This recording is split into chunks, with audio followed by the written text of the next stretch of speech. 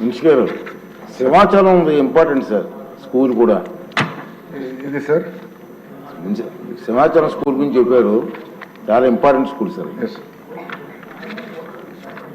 అధ్యక్ష, అంటే గంట శ్రీనివాసరావు గారు అడిగిన ప్రశ్న సమాధానం చెప్పే ముందు అంటే గౌరవ సభ్యులందరూ ఉన్నారు కనుక వాళ్ళు ఉద్దేశించి ఒక విషయం చెప్పదలుచుకున్న అధ్యక్ష, మనకున్న 175 నియోజకవర్గాల్లో 169 గవర్నమెంట్ డిగ్రీ కళాశాలలు ఉన్నాయి అధ్యక్ష.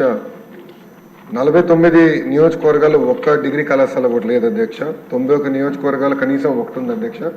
27 నియోజకవర్గాల్లో 2 ఉన్నాయి అధ్యక్ష. 8 నియోజకవర్గాల్లో 3 గవర్నమెంట్ డిగ్రీ కళాశాలలు ఉన్నాయి అధ్యక్ష. జనరల్ ప్రాక్టీస్ ఏంటంటే 20 కిలోమీటర్లు, 20 నుంచి 30 కిలోమీటర్లు కనీసం డిస్టెన్స్ ఉండాలి ఒక డిగ్రీ కళాశాల నుంచి ఒక డిగ్రీ కళాశాల నామ్గా పెట్టుకుని మనం వెళ్తున్నాం అధ్యక్ష. ప్రధానంగా పెద్దలు అన్నట్టు భీమిలీకి వచ్చే గల 2 డిగ్రీ కళాశాలలు ఉన్నాయి అధ్యక్ష. దాంట్లో మన భీమిలీపట్నం డిగ్రీ కళాశాలలో అడ్మిషన్ రేటు 73% ఉంది. నగరపు వలసలో వచ్చేసి కేవలం 36% ఉంది అధ్యక్ష. ఇది ప్రధానమైన కన్సర్న్. నేను ఎందుకు చెప్తున్నానంటే అధ్యక్ష, ఇక్కడనే కాదు ఆంధ్ర రాష్ట్ర వ్యాప్తంగా కూడా చూస్తే డిగ్రీ కళాశాలలో అడ్మిషన్స్ రేటు యావరేజ్గా 50% కూడా దాటట్లేదు. అదే ఐటీఐలకు వచ్చే గల పెద్ద ఎత్తున ఒక డిమాండ్ అనేది ఉంటుంది, కానీ డిగ్రీకి వచ్చే గల డిమాండ్ అనేది లేకుండా పోయింది. దానికి మీరు అన్నట్టు భవనాలు లేకపోతే ఒక కారణం, ఇంకో కారణం ఫ్యాకల్టీ లేకపోతాం, మూడోది 2 ఉంటే క్వాలిటీ ఆఫ్ మీడియం కరెక్ట్గా లేకపోతాం. ఇక్కడ ఎవరైతే చదువుకుంటున్నారో వాళ్ళ తర్వాత ఉద్యోగాలు ఉపాధికి వెళ్ళినప్పుడు సరిగా రికగ్నైజ్ కాకపోవడం వల్ల కొంత ఇబ్బందులు అనేది ఎదుర్కొంటాం జరుగుతుంది. సో ఇది ఎట్లా ఇండస్ట్రీ ఫోకస్డ్గా, ఇండస్ట్రీ సెంట్రిక్గా ఎలా చేయాలనే లక్ష్యంగా మన ప్రభుత్వం పనిచేస్తుందని గౌరవ సభ్యులకు తెలుపుతున్న అధ్యక్ష. గవర్నమెంట్ జూనియర్ కళాశాలకు వచ్చే గల మధురవాడలో ఆల్రెడీ ఒక ఉంది అధ్యక్ష. కళాశాల ఫస్ట్ ఇయర్ 128 మంది విద్యార్థులు ఉన్నారు. సెకండ్ ఇయర్ 84, 2 కలిపితే 212 మంది విద్యార్థులు ఉన్నారు అధ్యక్ష.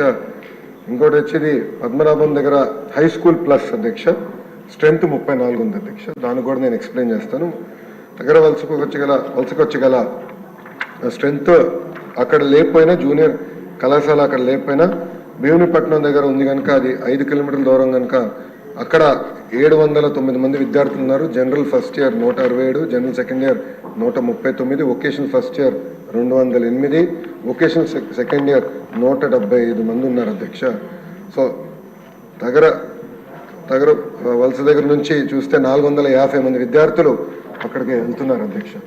సో ఇది ఎందుకు చెప్తున్నానంటే ప్రధానంగా గత ప్రభుత్వం హై స్కూల్ ప్లస్ అని తీసుకొచ్చారు అధ్యక్ష. అంటే 11th 12th కూడా హై స్కూల్లోనే ఉంటుందని చెప్పారు అధ్యక్ష. కానీ ఇంటర్మీడియట్ ఎడ్యుకేషన్, ప్రత్యేకంగా మన రాష్ట్రంలో ఇంటర్మీడియట్ ఎడ్యుకేషన్కి స్కూల్ ఎడ్యుకేషన్ చాలా తేడా ఉంటుంది అధ్యక్ష. అది వాళ్ళు గమనించకుండా సరైన స్టాఫింగ్ ఇవ్వకుండా ఈ సంస్కరణ తీసుకొచ్చిన దానివల్ల మీరు చూస్తే కేవలం 34 మంది విద్యార్థులు ఉన్నారు. దానికోసం మేము చాలా సీరియస్గా బోర్డ్ ఆఫ్ ఇంటర్మీడియట్ ఎడ్యుకేషన్ మేము చాలా రిఫార్మ్స్ కూడా తీసుకొస్తున్నాం అధ్యక్ష. మీరు చూస్తే గత ప్రభుత్వం టెక్స్ట్ బుక్స్ కూడా ఇవ్వలేదు అధ్యక్ష. ఇంటర్మీడియట్ విద్యార్థులు గత ప్రభుత్వం టెక్స్ట్ బుక్స్ కూడా ఇవ్వలేదు అధ్యక్ష. నేను మంత్రి అయిన తర్వాత తొలి నిర్ణయం తీసుకుంది టెక్స్ట్ బుక్స్ ఇవ్వాలని నిర్ణయం తీసుకున్నాం. అంతేకాకుండా టీచింగ్ని బలోపేతం చేయాలి, విద్యార్థుల్ని అసెస్ చేయాలి, ఏబీసీ కేటగిరీ కింద అసెస్ చేసి ఏ విద్యార్థులకైతే అడిషనల్ సప్లిమెంటేషన్ అవసరం ఉందో వాళ్ళకి మెరుగైన బ్రిడ్జ్ కోర్సులు ఏర్పాటు చేసి వాళ్ళని ఎట్లా ఇంప్రూవ్ చేయాలని దానిపైన కూడా మేము వర్కౌట్ చేస్తున్నాం అధ్యక్ష. మీరు చూస్తే అధ్యక్ష, మన ప్రభుత్వం వచ్చిన తర్వాత బోర్డ్ ఆఫ్ ఇంటర్మీడియట్ అంటే మన గవర్నమెంట్ జూనియర్ కళాశాలలో 15,000 మంది విద్యార్థుల అడ్మిషన్స్ పెరిగింది అధ్యక్ష. గర్వంగా చెప్తున్నా 10% మన అడ్మిషన్స్ ఒకే సంవత్సరంలో పెంచడం జరిగింది అధ్యక్ష.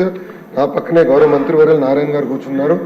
నారాయణ గారితో పోటీ పడే విధంగా, అంటే వాళ్ళ సంస్థలతో పోటీ పడే విధంగా మేము ప్రభుత్వ ఇంటర్మీడియట్ కాలేజీని మనం తీర్చిదిద్దాలి, జూనియర్ కళాశాలని తీర్చిదిద్దాలి లక్ష్యంతో మేము పనిచేస్తున్నాం. మేము వాస్తవంగా మేము కూడా నేర్చుకుంటున్నాం. బెస్ట్ ప్రాక్టీసెస్ మార్కెట్లు ఏంటి, గైడ్స్ ఏంటి. ఇన్ఫ్యాక్ట్ మంత్రి గారిని స్వయంగా నేను అడుగుతాం జరిగింది, మీరు ఇన్పుట్లు ఇవ్వండి, మేము మోడర్నైజ్ చేయాలనుకుంటున్నాం, సరైన మెటీరియల్ ఇవ్వాలనుకుంటున్నాం. అంటే గౌరవ మంత్రి గారు కూడా నిన్న మాకు ఒక వర్క్షాప్ పెడితే గౌరవ మంత్రి గారు ముఖ్య అతిథిగా వచ్చి కొన్ని సలహాలు సూచనలు కూడా మాకు ఇస్తాం జరిగింది. ప్రధానంగా ఇంటర్కి వచ్చి గల కేవలం 2 సంవత్సరాలే కాదు, 9వ తరగతి నుంచి మీరు కార్యక్రమం మొదలు పెడితే బాగుంటుందని గౌరవ మంత్రి గారు కూడా నన్ను కోరటం జరిగింది. అంటే ఓరియంటేషన్ ట్రైనింగ్ చేస్తే బాగుంటుందని కోరటం జరిగింది. అందుకే అధ్యక్ష, commissioner school education, commissioner intermediate education ఇద్దరిని కూర్చుని హ్యాండ్ ఆఫ్ ఎలా జరగాలి, ఎప్పటి నుంచి మొదలు పెట్టాలి, ఎలాంటి మెటీరియల్ కావాలి, ఎలాంటి గైడ్స్ కావాలి అని దానిపైన క్షుణ్ణంగా మేము చర్చిస్తున్నాం. దాన్ని త్వరలోనే మేము అమలు చేస్తామని ఈ సభాముఖం మీకు హామీ ఇస్తున్నాను అధ్యక్ష. మన గంటా శ్రీనివాస్ గారు చెప్పినట్లు బిల్డింగ్స్, ఫ్యాకల్టీ, అదేవిధంగా రెసిడెన్షియల్ కళాశాల ద్వారా స్పీకర్ గారు కూడా నా దృష్టికి తీసుకొచ్చారు. దాన్ని చాలా సీరియస్గా తీసుకుంటున్నాను అధ్యక్ష. నా ఆలోచన ఏంటంటే ఒక డాష్ బోర్డ్ ఏర్పాటు చేసి స్కూల్స్ అన్ని ఒక ర్యాంకింగ్ మెకానిజం పెడదామని. ఏ కేటగిరీ స్కూల్స్ ఏంటి, B category, C category, D category schools ఏంటి. సో డి కేటగిరీ స్కూల్స్ని సి కేటగిరీ తీసుకురావాలి, సి కేటగిరీ స్కూల్స్ని బి కేటగిరీ తీసుకురావాలి. ఇన్ఫ్రాస్ట్రక్చర్ ఒక భాగం అవుతే ఉపాధ్యాయులు అంటే ఎంతమంది ఉపాధ్యాయులు ఉన్నారు అది రెండో భాగం, మూడో భాగం అవుట్కమ్ ఏంటి అంటే ఫండమెంటల్ లెర్నింగ్ అవుట్కమ్స్ ఎంతవరకు ఉన్నాయి, పిల్లలు ఎంతవరకు పర్ఫామ్ చేయగలుగుతున్నారు, దానిపైన కూడా క్షుణ్ణంగా మేము అది టెస్ట్ కూడా ఏర్పాటు చేసి అది ట్రాన్స్పరెంట్గా అటు పక్కన ఉపాధ్యాయులకి ఇంకో పక్కన విద్యార్థులు తల్లిదండ్రులు కూడా తెలియజేయాలని లక్ష్యంతో మేము పనిచేస్తున్నాం అధ్యక్ష. ఈ సభాముఖంగా గౌరవ సభ్యులు కూడా నేను కోరుతున్నాను అధ్యక్ష. డిసెంబర్ మొదటి వారంలో మెగా పీటీఎం ఏర్పాటు చేస్తున్నాం. గౌరవ సభ్యులందరూ దాంట్లో పాల్గొవాలని ఈ సభాముఖం కోరుతున్నా అధ్యక్ష. అంతేకాకుండా గౌరవ సభ్యులు కూడా నేను నోటు పంపిస్తాను అధ్యక్ష. ప్రతి సభ్యుడు కంపల్సరీగా ప్రభుత్వ పాఠశాలలకి నెలకి నీ పాఠశాల వెళ్ళి మాకు ఒక రిపోర్ట్ ఇస్తే ఆ రిపోర్ట్ చూసి మార్పులు చేర్పులు ఏం చేయాలో అనే దానికి నాకు ఫీడ్బ్యాక్ వస్తుంది అధ్యక్ష. ఎందుకంటే నేను ఒక్కరిని అన్ని ప్రభుత్వ పాఠశాలలు తిరగలేను. గౌరవ సభ్యులు ఒక 5 సంవత్సరాల్లో అన్ని ప్రభుత్వ పాఠశాలలు మీ కింద ఉన్న అన్ని ప్రభుత్వ పాఠశాలలు ఒక రౌండ్ కానీ వేయగలిగితే మీకు అవగాహన వస్తుంది, నాకు కూడా మీ రిపోర్ట్ల ద్వారా ఏం చేస్తే బాగుంటుందని కూడా నాకు కూడా తెలుస్తుంది అధ్యక్ష.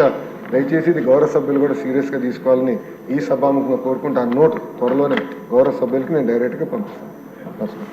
అనిత్ గారు